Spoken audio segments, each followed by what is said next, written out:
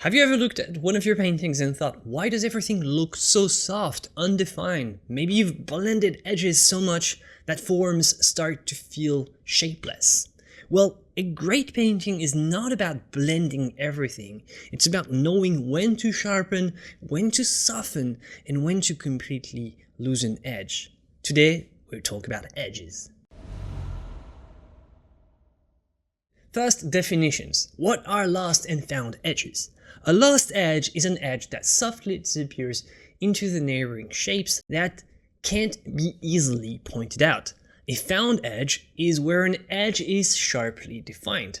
Great paintings balance both. Practically speaking, and if you're not sure, how do you spot the difference between lost and found? Just squint.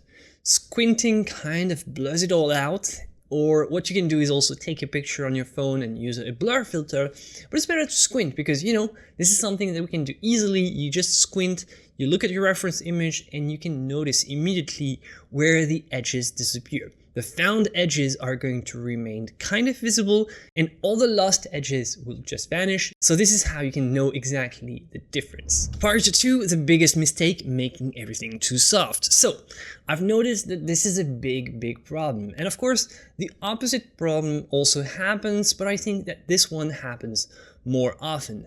Making everything too soft is a classical issue that beginners face. So I asked some of you for your permission to use some images where you thought that maybe you had problems with this idea of edges. And I want to show you this detail. This painting is great otherwise, but thank you, Catherine, here for allowing me to use it. It's not intended as a critique or anything. It's more understanding what kind of effects it creates. The painting is great otherwise. But look at this detail. The fact that there are so many lost edges creates something very vaporous. It kind of creates an unreal feeling, if you want. It's great for giving a sort of a dreamy quality to the painting. However, the form and the texture of the fabric kind of feels a little squishy here, like modeling paste. It feels like it has no body, no texture, and especially for the fabric, it doesn't necessarily convey the sense of realism, even for something quite transparent. And this is one key element here. The important connection between lost and found edges is very striking when trying to paint drapery, because here in a drapery there's no way around it. One has to make a clear distinction between sharp and soft edges.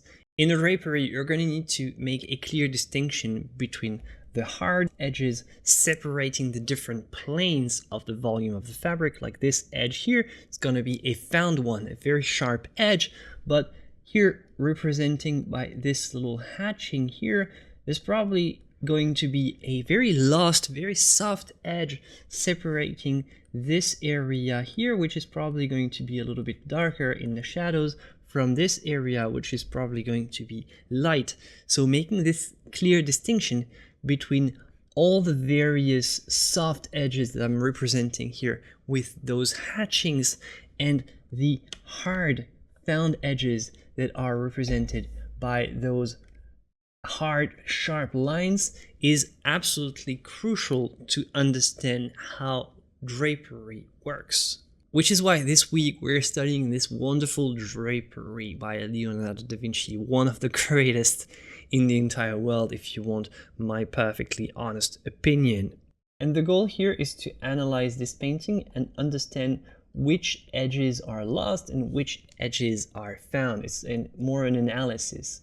Right here, for example, it starts being found and gradually it softens a little, then again more found, and then softens and then found.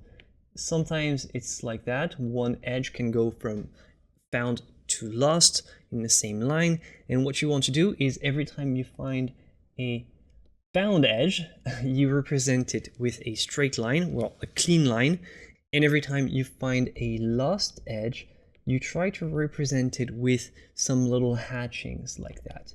Doing this is an excellent exercise on its own, and this little simple coding system, like a clean line for the found edges and a little hatching for the lost edges, is going to help you a lot in understanding the architecture of this kind of drapery and also, in general, the balance between found and lost edges.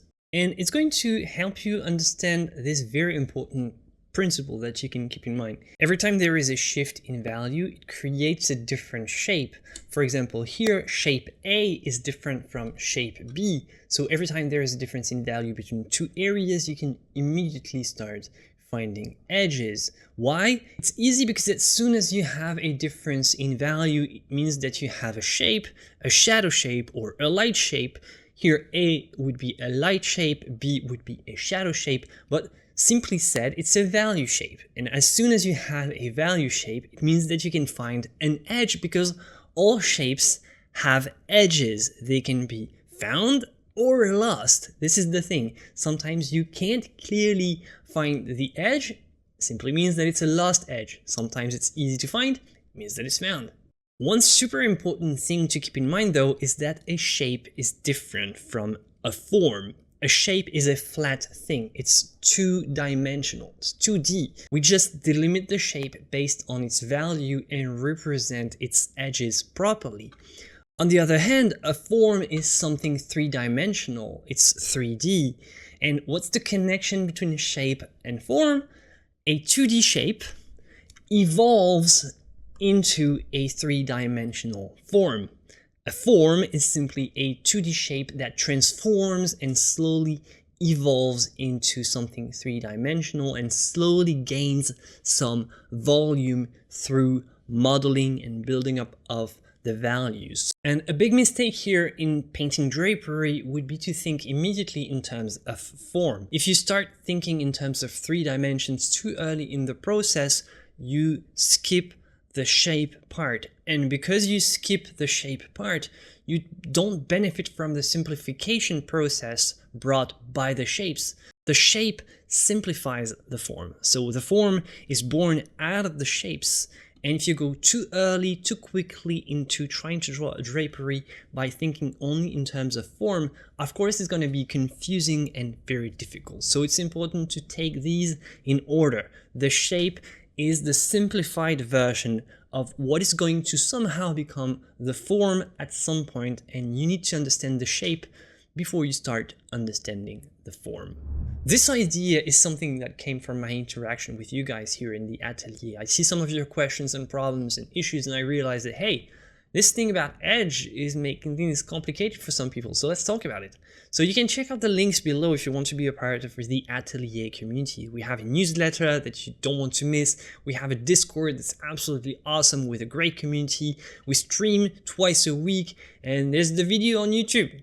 Subscribe, hit the bell notification not to miss anyone in the future. You can also check out my courses in the links below. Very often what happens with drapery with people who struggle is they immediately go for the form, and it's confusing because drapery is something extremely difficult to understand and comprehend. And in today's demonstration, we're going to simplify it to the extreme by going for something purely abstract. Today, we're just going to do level 1 together because I really want us to focus on that. But you can also find and download the complete assignment plate if you want and copy the whole drapery. It would make a great exercise.